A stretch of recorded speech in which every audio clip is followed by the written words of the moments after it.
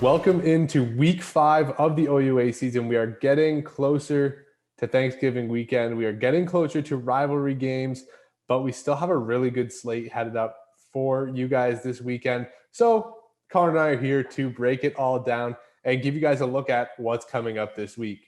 Yeah, we are. And I am certainly excited for the week to come. Bunch of really good games on this one. We got the red blue game too, which you are all too familiar with. We are going to start it off though with my alma mater, the University of Ottawa GGs, kicking it off, taking on the Laurier Golden Hawks from Waterloo. And in this one, I'm looking at how Laurier handles Ottawa as a whole. Ottawa has been on a heater through the start of this year. It seems like they're doing everything right in all three phases of the game. So I'm really looking to see how Laurier kind of reacts and handles what I'm assuming is going to be a quick hot start from the Ottawa GGs. And we've seen this from Laurier throughout the year. They've played the run very well, and Ottawa's team is founded off of JP Simonkinda and that O-line getting going early.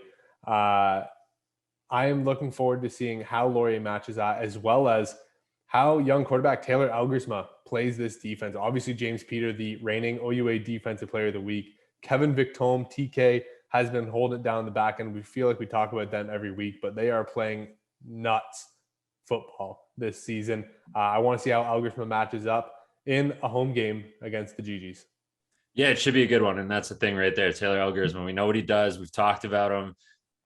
He's a good quarterback, man. And I'm really excited to see how he plays and how he reacts to, a solid Ottawa defense. Next up, though, we have the Queens Gales heading to Guelph to face the Griffins. Former head coach of the Gales, Pat Sheehan, is on the coaching staff for the Griffins. So there's kind of an old tie there.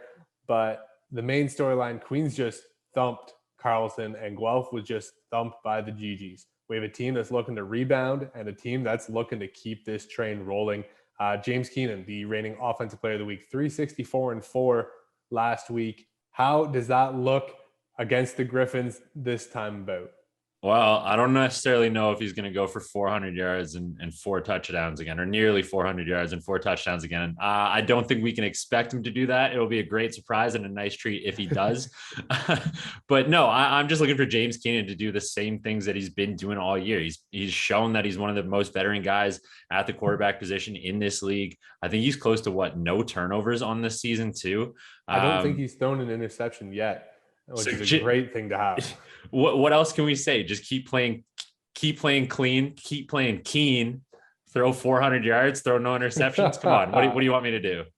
I know what I want Queens to do. Focus on Isaiah Smith. The quarterback position has been somewhat of a roller coaster this year for the Guelph Griffins. Isaiah Smith has been consistently churning out yards from that backfield. Take away him on defense, and you are setting yourselves up for success. Connor, Red Blue Bowl. It's at Varsity Stadium this year. Both teams coming off some losses, both 30-point losses at that. So U of T obviously looking to bounce back from that game in Windsor, and the way to do so, find Adam Williams. We've talked about it week after week. This team has been slowly going away from the run game. It is what they need to help Kinsale Phillip and the offense get back on track.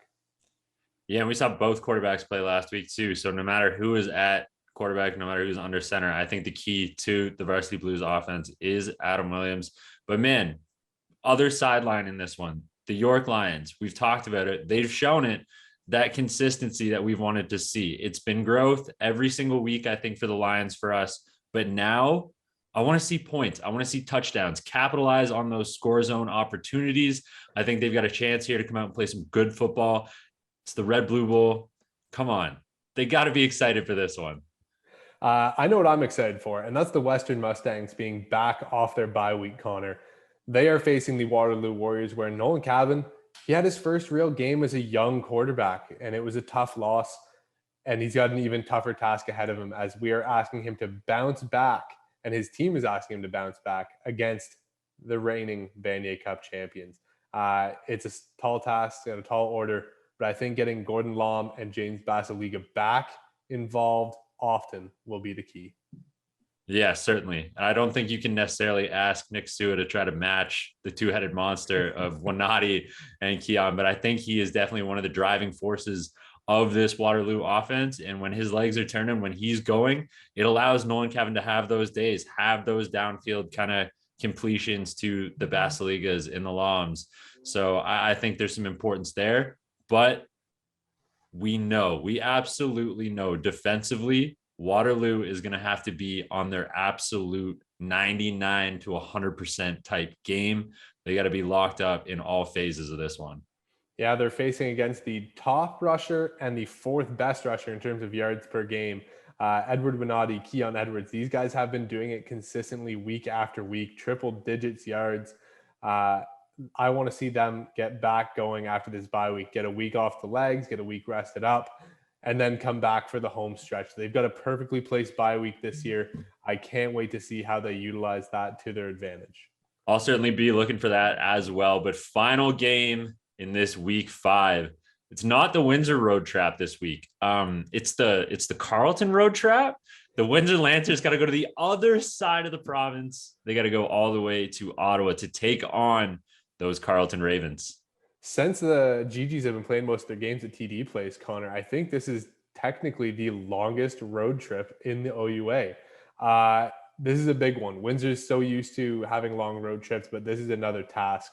They're going to have to find a way to come out hot and be able to run the ball effectively. We know Coach Cercelli had talked about run game and defense.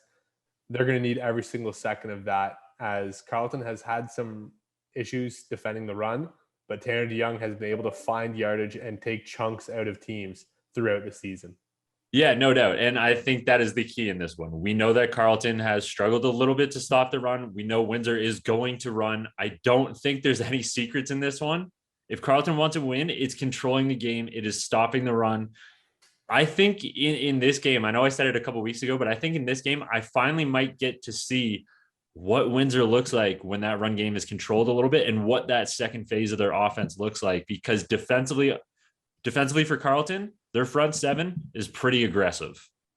And they've had a good stretch at home this year defending the run. It's just been on the road where they've run into some problems.